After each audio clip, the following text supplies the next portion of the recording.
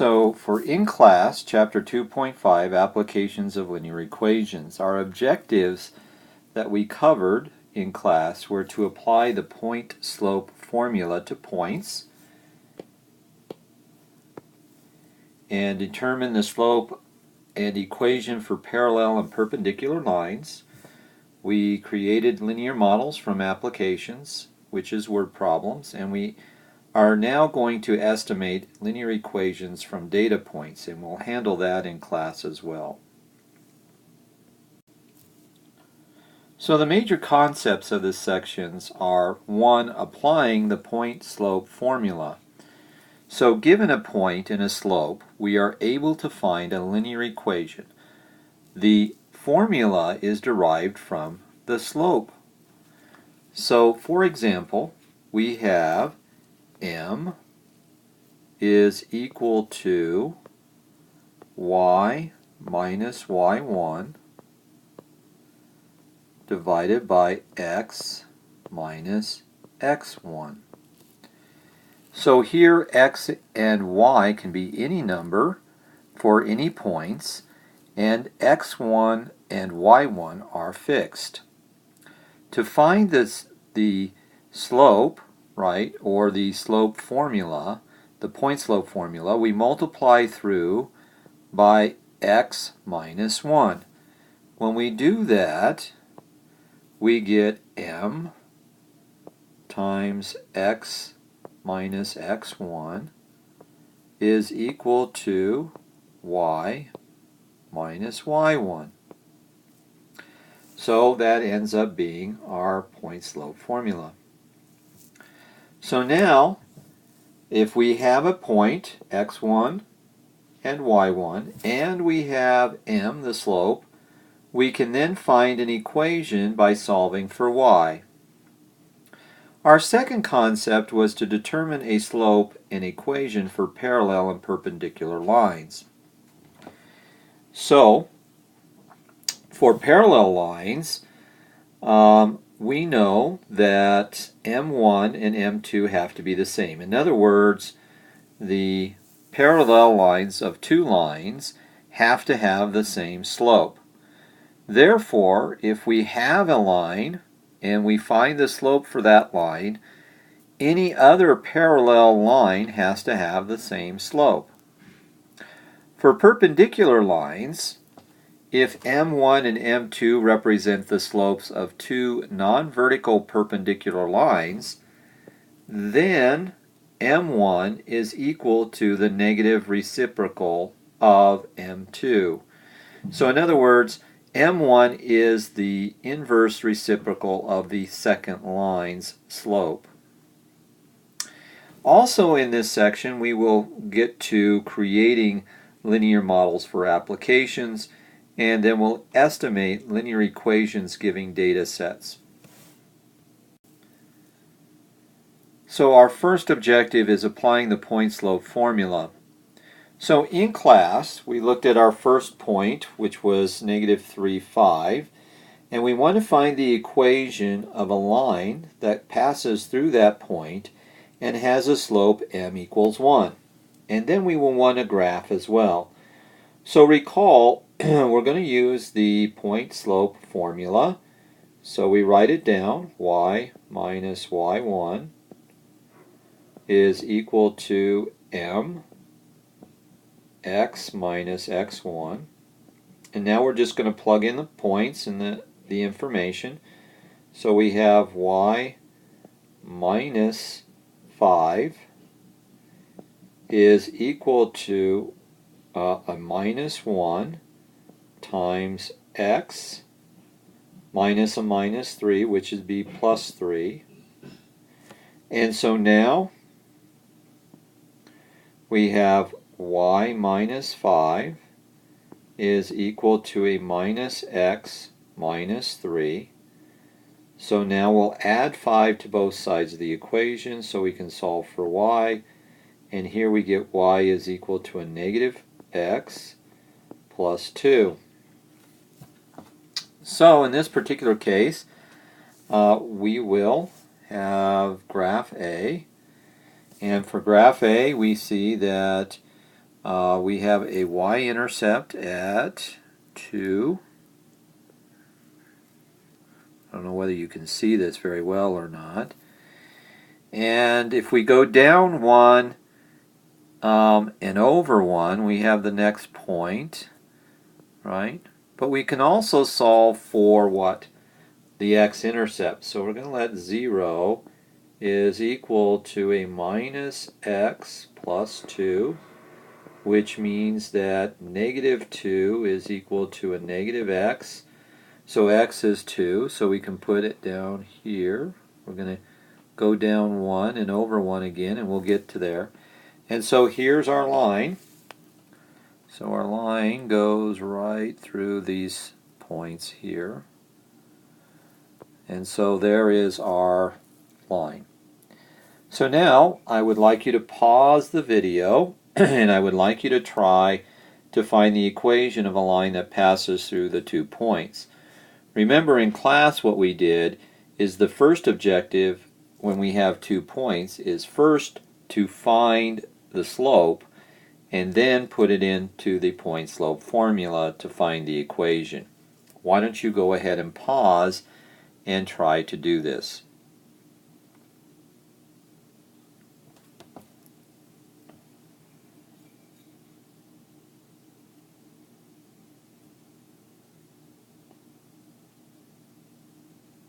So, we hope that you went through the process, paused and tried this problem. For this problem, the first step is going to be find the slope.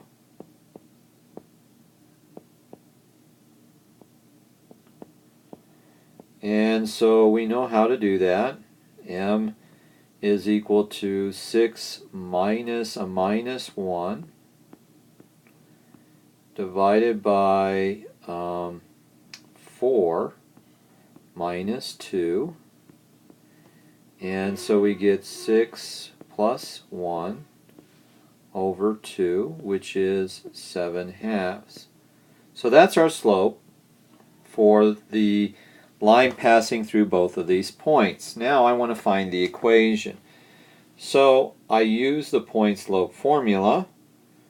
So in this case I have y minus, and I'm going to use in this case the 2 minus 1. So I have a minus 1 is equal to x, or m in this case, is 7/2 times x minus 2. Now we have y plus 1 is equal to 7/2 x minus 7.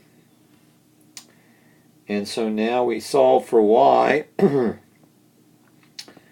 y is equal to 7/2 x minus 8. Well, in this particular case, the graph that I'm going to use, where I'm going to do into B, I'm just going to use the points that I have to graph, actually, because I have them. So I'm going to go over 4 and then up 6. 1, 2, 3, 4, 5, 6. So I have a point here. And I have a point at 2, negative 1. So at 2, negative 1 is right here. And so now I draw my line. Had I had the right graph, I could have just used the equation to graph because I had the slope and I had the y-intercept.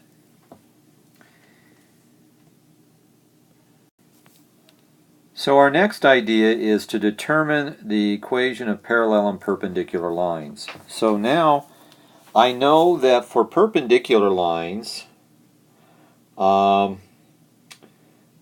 first line 1, M1, is equal to M2. Now some of us make a mistake and say, oh well, here's the equation, and so therefore M is equal to a negative 3. Wrong. This is in standard form. we have to get the form into y is equal to mx plus b. So we solve for y, and when we do that, we get y is equal to 3x plus 4. Now we have it in the form y is equal to mx plus b. So the slope in this case is equal to 3. So we're going to use this slope and this point in the point slope formula to find another line that is parallel to the original line that we had. So to do that, we're going to do y minus a minus 1 again is equal to 3, because that's our slope, x minus 3. So now we solve. Y plus 1 is equal to 3x minus 9. So this means that y is equal to 3x minus 10. So there is a parallel line to this particular line. It's parallel, but they have different intercepts, right? And it passes through the point 3 minus 1. So our second objective here is to find an equation of a line that passes through the point 6 minus 4 and is perpendicular to the line defined by y x minus 5y equal 1. Now recall, before you are going to do this on your own, you're going to pause. Recall that this slope here, right, this slope is equal to 1 over, it's the negative reciprocal, so the next perpendicular line that we're finding is equal to the reciprocal of this slope. So the first step is to find the slope. So I want you to pause, and I want you to find an equation that's perpendicular to this line here, and it passes through the point 6 minus 4.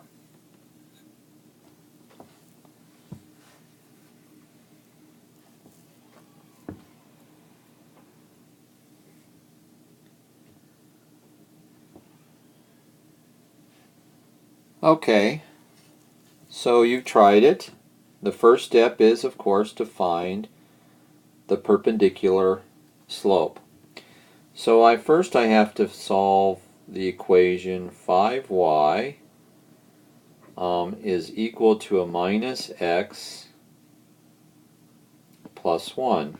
That's taking this original equation and solving for y. So now I have y is equal to 1/5.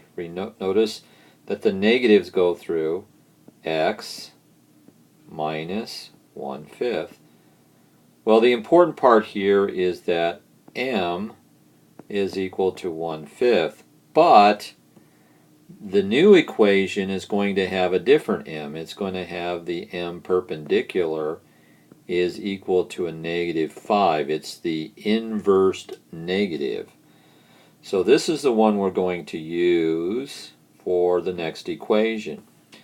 So now what we do is we use the point slope formula, and we go y minus a minus 4 is equal to -5 in this case times x minus 6. So now we have y plus 4 is equal to a -5x plus 30 So y is equal to a negative 5x plus 26. So there is our answer to the perpendicular line for the line defined by x minus 5y equals 1.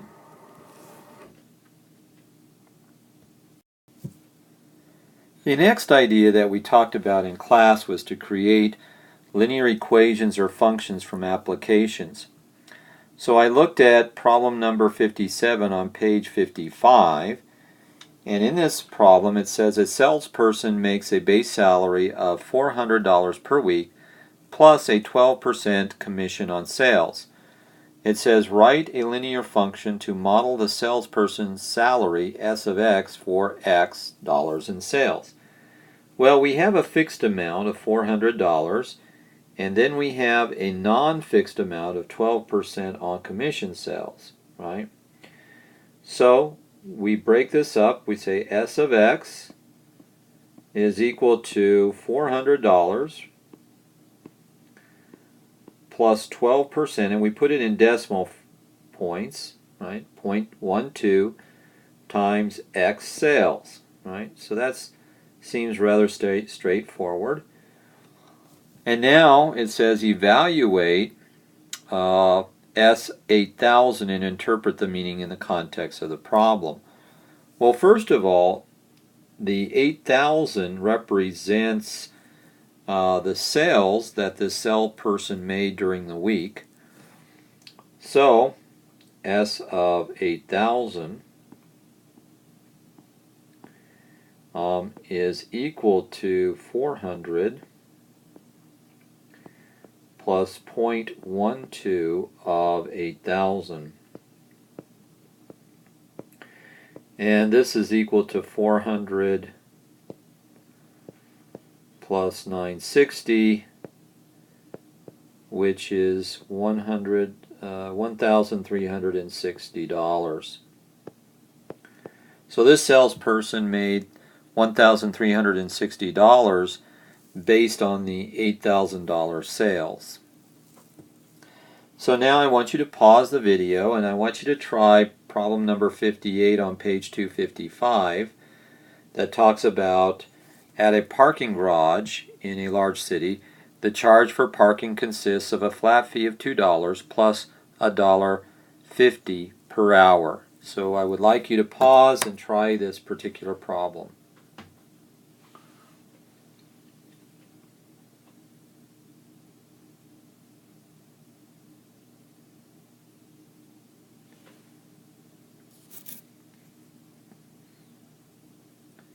Okay, so we have a flat fee of $2, and then we have a variation of based on time of $1.50 per hour.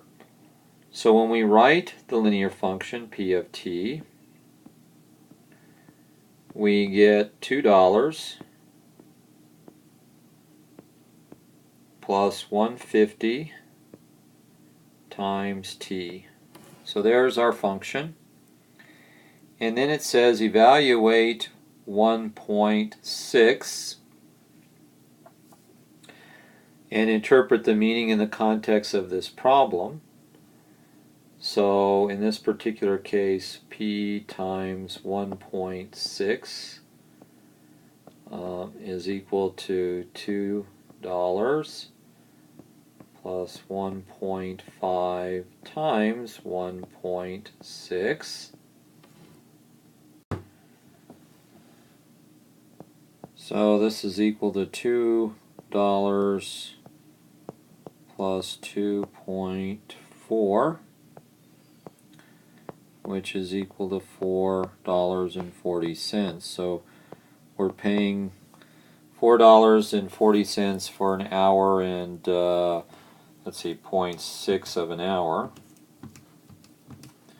is 36 minutes, right? An hour and 36 minutes, we're paying $4.40.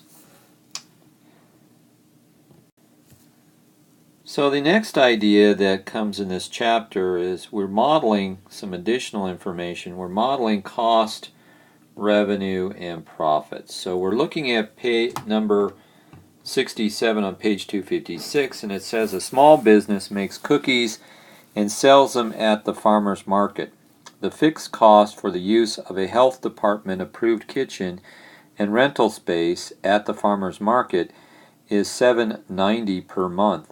The cost of labor, takes, and ingredients for the cookies amounts to 24 cents per cookie, and the cookies sell for $6 per dozen. Write a cost function, C of x, representing the cost to produce the cookies. So we have 24 cents per cookie, and we're going to represent the cookies per dozen for the cost. So the cost element, there's a fixed cost of $7.90 per month, and then additionally we have 24 cents per cookie, but we have 12 cookies in a dozen, and we let x represents the dozens of cookies. So we're going to rewrite this, right? So we'll rewrite it as C of x is equal to 790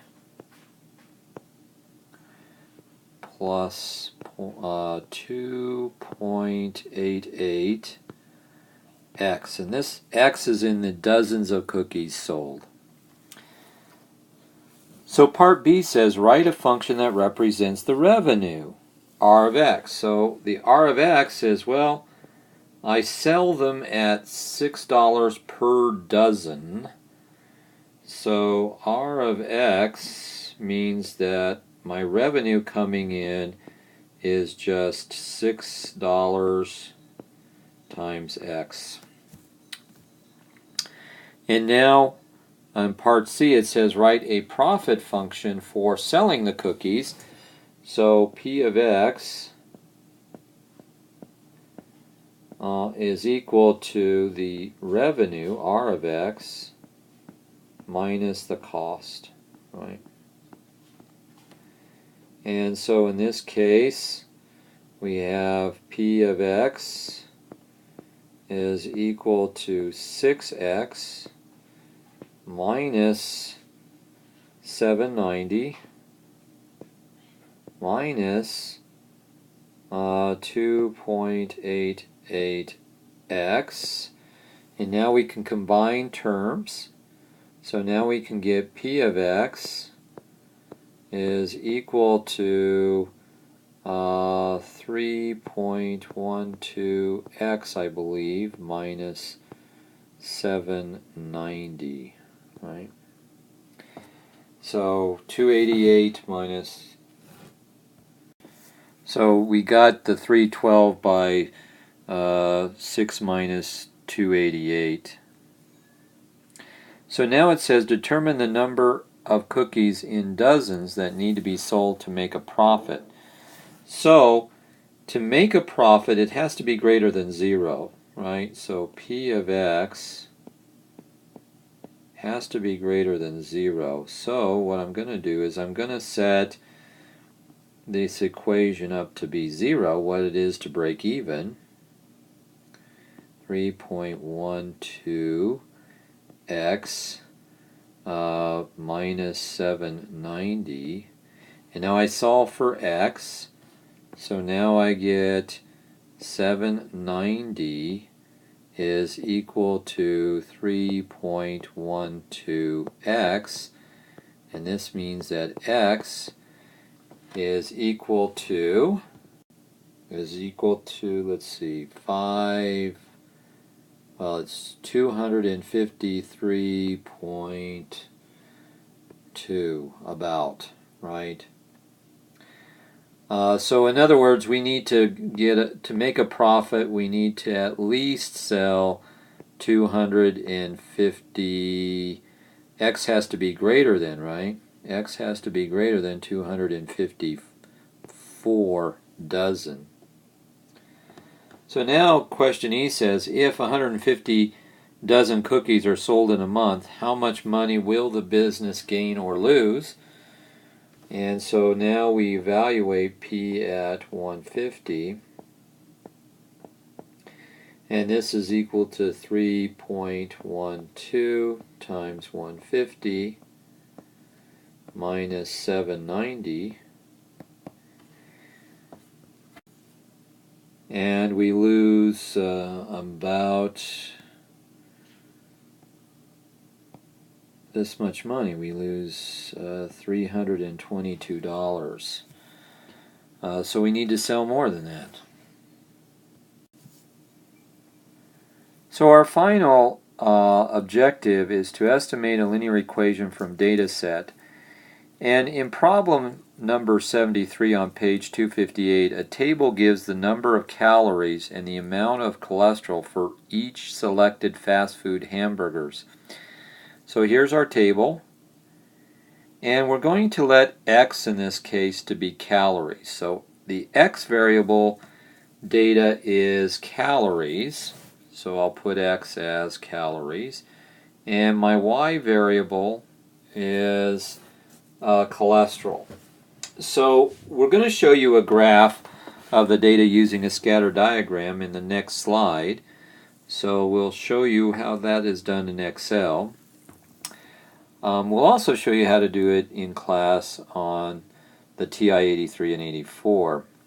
But we're now going to go to the data points, and the book asks you to find or estimate a linear function from the points 480, comma 60 and 720, comma 90. So we know how to do that. We first find the slope. So the slope in this particular case is 90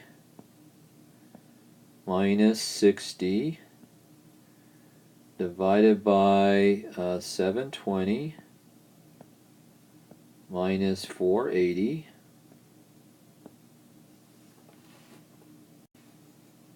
So this equals 30 divided by 240, which is equal to 1/8. And in this particular case, we don't have a y-intercept really, because the calories that we started with, the carbohydrates, the lowest we get is about 35 calories, and for our cholesterol it's 35. So the actual formula for this data set is y for cholesterol is equal to 1/8 x, right? So we can make this a function. We can call this c of x is equal to 1/8 x.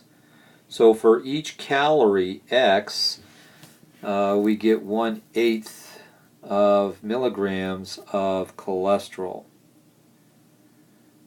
So we'll interpret the slope, and the slope is for each calorie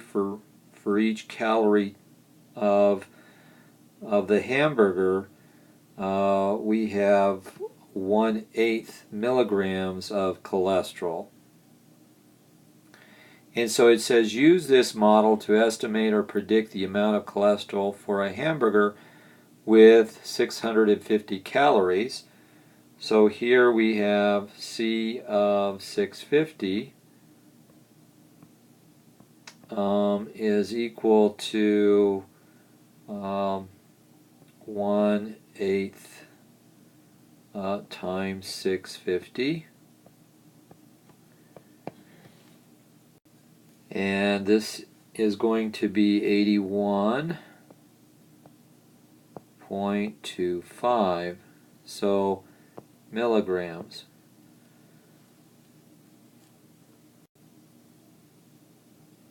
So here's the scatter diagram using Excel. These are the points.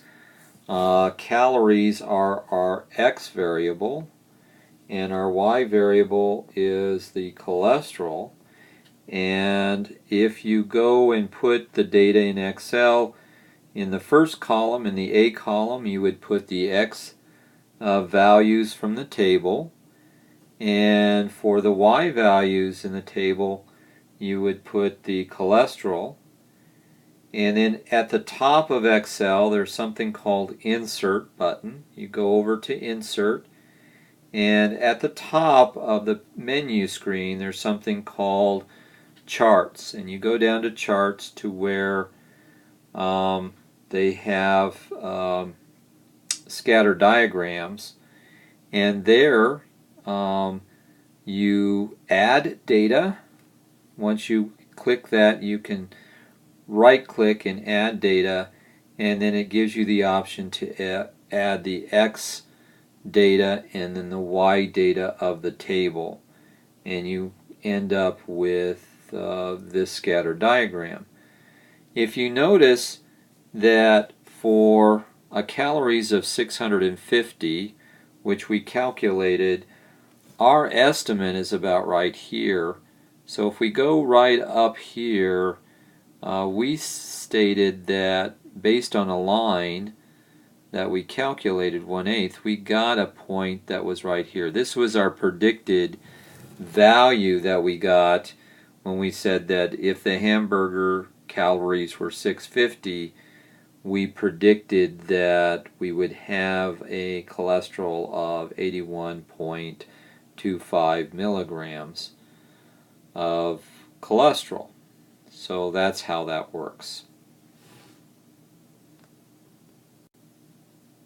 Additionally, from the table, the 2 points that we actually drew a line from was this point here, which was at I believe 450 and at 60, and then at 720 and 90 were these points here. So we calculated a line for this data set, and notice that our point is right there on pretty much on the line. Normally we don't do it this particular way. There's a regression method to get the best fit line in the data set, but that's going to be in a different course, in the statistics course. So what was learned in this chapter? We applied the point-slope formula to a point and slope, allows one to find an equation of line in slope-intercept format. Then in part 2, we determined the slope first for parallel and perpendicular lines, and then using that slope to find additional parallel and perpendicular lines that pass through a particular point. We also created linear equations from the context of the application, like the parking problem and the salesperson problem. And then finally we used data, like the table we did with the hamburgers, to estimate a linear model for the data to predict results. That concludes chapter 2.5. Please go back into the book and look and try to work some additional problems. You will have an assignment, that assignment 2, which includes chapter 2.5.